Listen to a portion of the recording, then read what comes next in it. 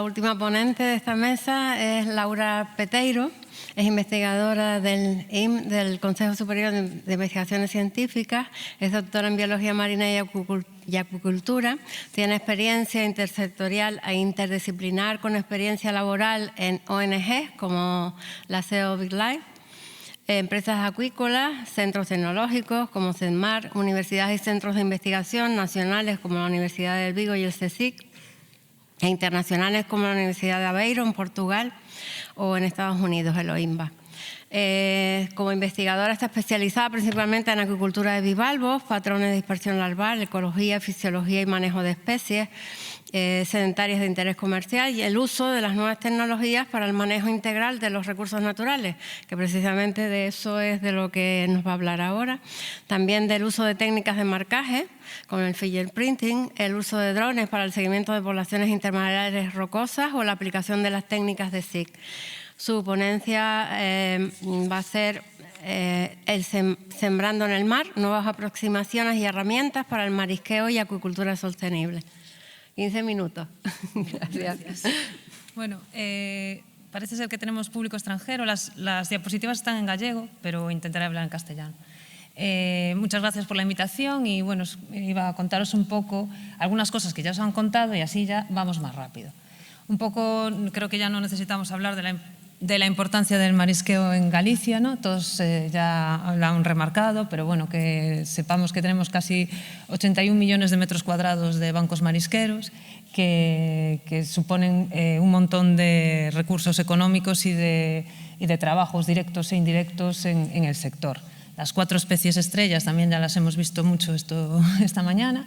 En general se observa, como ya han comentado todos, un declive en las toneladas que se recolectan de todas las especies y sí que destacar, aunque ya se ha comentado también, que se está suministrando semilla, sobre todo para almeja japonesa y para babosa, pero sigue siendo principalmente suministrado, es un suministro natural de semilla para lo que sería el mejillón o la almeja fina, por ejemplo. Esos datos que veis ahí son las aportaciones que hace la Xunta de Galicia para ayudar a los bancos marisqueros a repoblar sus bancos. Los propios bancos, o sea, las propias cofradías, ponen más dinero para aumentar esa cantidad de semilla. Pero bueno, sobre todo es para japonesa y para babosa, perdón. También el marisqueo, o sea, también lo que sería el mejillón, también creo que se ha hablado mucho hoy, pero somos el segundo productor mundial, el 95% de la producción española es nuestra y también genera una serie de número de trabajos y de aporte económico importante. Y de nuevo también está basada en el suministro natural de semilla, que para la media de producción que tenemos normalmente, que anda sobre los 250.000 toneladas, pues depende de la estimación, andamos en 7.500, 9.000 toneladas. Y como ya se ha comentado también, porque soy la última y ahora ya se dijo todo, hay escasez de semilla. Hay escasez de semilla tanto para repoblar esos bancos provenientes de hatcheries y también pues, para el cultivo en batea últimamente pues, también se reporta como escasez. Entonces, un poco lo que se está requiriendo a la administración y a los investigadores y en general es que aportemos información para crear herramientas de gestión espacio-específicas, claro, pero son 510 bancos marisqueros, 81 millones de metros cuadrados, un montón de especies diferentes, con diferentes requerimientos, diferentes formas de explotación y bueno, necesitamos más datos, sobre todo pensando en que se trata de especies de ciclo de vida complejo, que lo que va a marcar la repoblación o el aporte de semilla pues es múltiples factores, que es lo que integra el reclutamiento, ¿no? Múltiples factores a diferentes escalas espaciotemporales. Básicamente nos falta una pieza de la información muy importante, que es de dónde vienen los reclutas y a dónde van las larvas, ¿no? Que es una cosa que muchas veces, pese a todo lo que llevamos estudiando estas especies, pues no tenemos muy claro porque es muy difícil de perseguir a una larva. y no sabemos de dónde vienen los reclutas que llegan a los bancos y a dónde van. Y por eso no sabemos tampoco muy bien cuál es la composición de las poblaciones, si se trata de poblaciones aisladas en las diferentes rías, si están comunicadas entre sí, formando una gran metapoblación, como se suele decir sobre el mejillón, por ejemplo. Y eso serán cuestiones que no sabemos y que dependerán en gran medida de los procesos de dispersión larvaria, que es en lo que yo estoy un poco más interesada. Si consiguiéramos contestar a estas preguntas, de dónde vienen los reclutos y de dónde van las larvas, pues podríamos intentar gestionar mejor ese recurso para asegurarnos de que tenemos un suministro suficiente de semilla para la acuicultura y también identificar poblaciones que fueran clave para el sustento de esa metapoblación o metapoblaciones.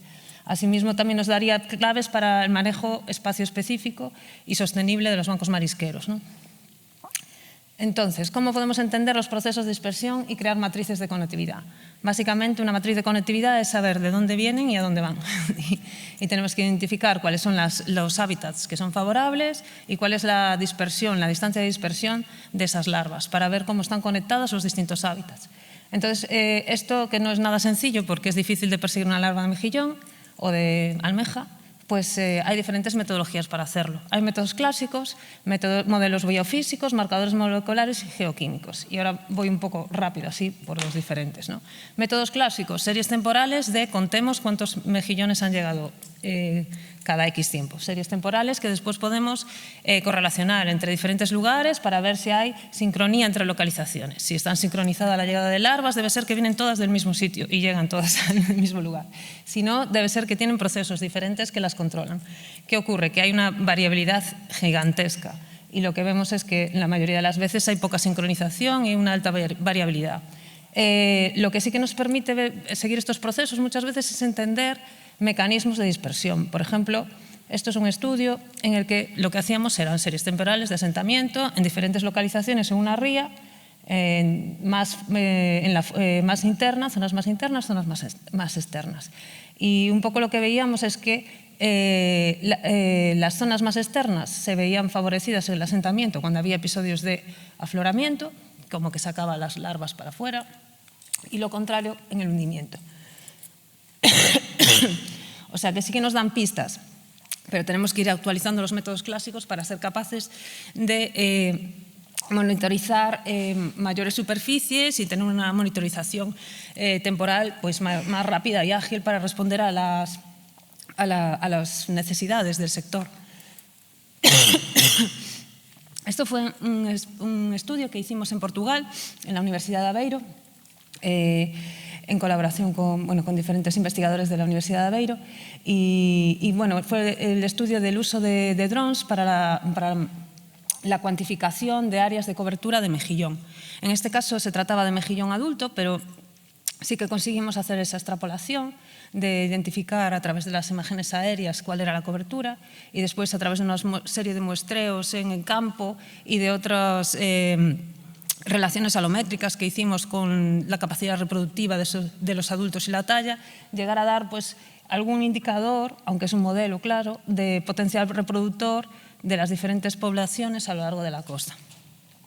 Esto que fue un trabajo bastante divertido, ahora también lo está intentando implementar la Xunta de Galicia a modo de monitorización sistemática de la llegada de semilla de mejillón y de la interacción con otras especies cohabitantes. Y ahora mismo hay abierto un proceso de licitación para ponerlo en práctica. O sea que esto de modernizar los métodos clásicos está calando.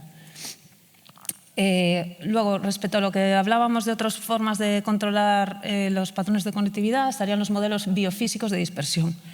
Bueno, pues estaría basado en un modelo hidrodinámico que nos diría cómo se están moviendo las masas de agua, cuáles son las características de temperatura, salinidad, etcétera. Y después un modelo Lagrangiano de dispersión que nos dirá, en base en la masa de agua donde está cada larva en cada momento, si crece, si muere, si a dónde va, su comportamiento, etcétera. Esto es del proyecto Cockers, que también habló Antonio antes, que han hecho un visor muy chulo donde podéis visitarlo. Y, entre otras cosas, tienen pues, un modelo lagrangiano de dispersión larvaria de las larvas de berberecho, donde podéis ver cómo se mueven las larvas entre diferentes rías. Este modelo, por lo que yo tengo entendido, que igual me puede corregir Antonio, no tiene una validación empírica. que es un problema que tienen a veces los modelos biofísicos, que hay que validarlos, hay que coger datos reales para validarlos. Este es otro modelo que es desarrollado en la Universidad de Aveiro, es un TFM creo, de un chico de la Universidad de Aveiro, que desarrolló en colaboración con Intecmar un modelo biofísico que está testado para las rías de Galicia en la dispersión del mejillón usando los datos de las series históricas que tenía el Intecmar de abundancia de larvas de bivalvos. Y bueno, encuentran algunas concordancias, pero bueno, todavía hay que ajustarlo un poquillo más. Y lo que no nos dice este modelo, por ejemplo, es lo que queremos saber de dónde vienen las larvas y dónde van. O sea, el modelo sí lo dice, pero nosotros no lo podemos validar porque las muestras que tenemos son de números totales. Puede coincidir el número total de larvas que hay en un sitio, pero no sabemos de dónde vienen. Por eso necesitamos marcadores o moleculares o biogeoquímicos. Moleculares son marcadores genéticos que nos puedan indicar, asignar individuos a una población natal. Pueden ser microsatélites, marcadores SNP, etc. ¿Qué problemas tienen estos marcadores? Que tienen quizá una menor resolución espacial de la que nosotros necesitamos para las rías gallegas y que, por ejemplo, para problemáticas como la del mejillón, que cogemos la semilla de un sitio y la llevamos a otro, pues no nos servirían porque estamos moviendo nosotros artificialmente las poblaciones. Y aparte, son un poco influenciables por migraciones de larga distancia, cambia bastante. Entonces llegamos al que me gusta a mí, que es el que os voy a vender mejor, que es el de los marcadores biogeoquímicos. Este es un método que está basado en la forma en que las estructuras calcáreas se forman y reflejan las características de la masa de agua en la que se están formando. Entonces, en este gráfico podéis ver cómo la incorporación en la concha es proporcional a la incorporación a la concentración en el agua. Perdón. Esta metodología se está utilizando para identificar stocks en diferentes especies, de bivalvos y también de percebe, por ejemplo. Pero en adultos. Lo que nos interesaría a nosotros sería utilizarlo como un marcador natural de las larvas. Todas las larvas de bivalvos, cuando nacen, a las 12 horas más o menos, empiezan a secretar su concha y a las 24 horas más o menos ya tienen su concha. Son una larva D con su conchita formada. Entonces tendríamos, si somos capaces de cultivarlas in situ, tendríamos una marca de la señal de ese agua donde se han formado.